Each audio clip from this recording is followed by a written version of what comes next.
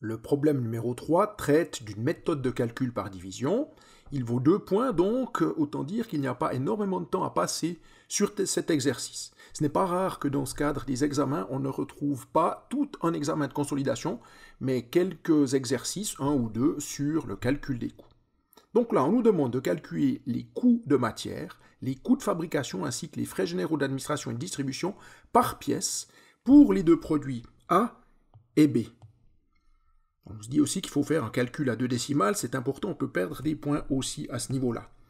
Nous avons un compte de résultats qui nous indique des produits nets, variations de stock, charges matières, etc. Donc ça c'est pour les deux produits.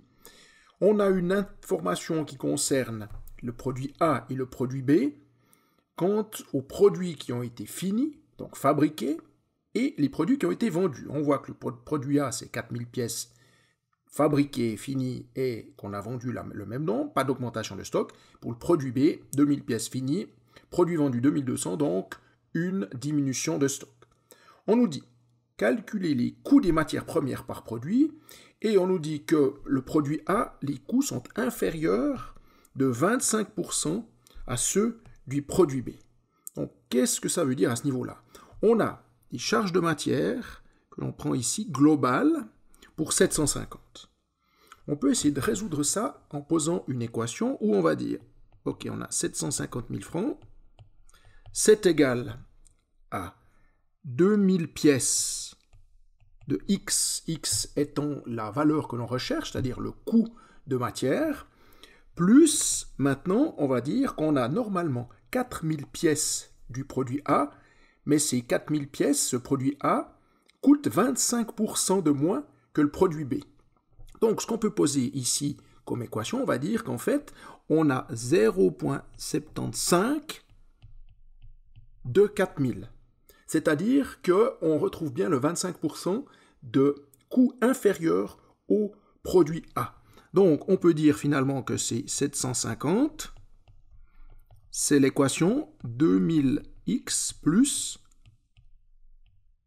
3000x. On a tenu compte de cette valeur inférieure.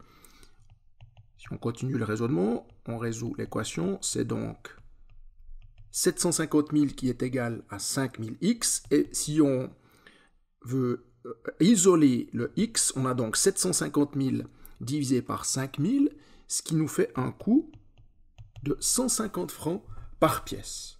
Donc ça, c'est pour une pièce qui consomme l'entier, le 100% de la charge de matière. C'est le cas pour le produit B. Donc le produit B, on peut dire que c'est 150 par pièce. Maintenant, on sait que le produit A, lui, coûte 25% de moins. Donc si on enlève 25% à 650, on va enlever 37 francs 50.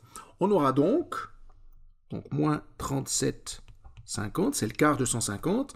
On aura donc un produit A qui lui coûtera 112,50 par pièce. Je reporte le 112,50 ici.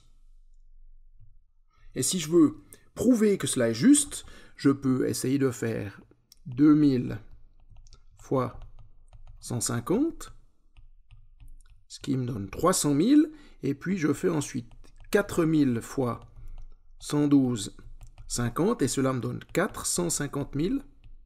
J'ai donc bien des coûts totaux de 750 000. Donc là, j'ai la preuve que mes calculs ont fonctionné.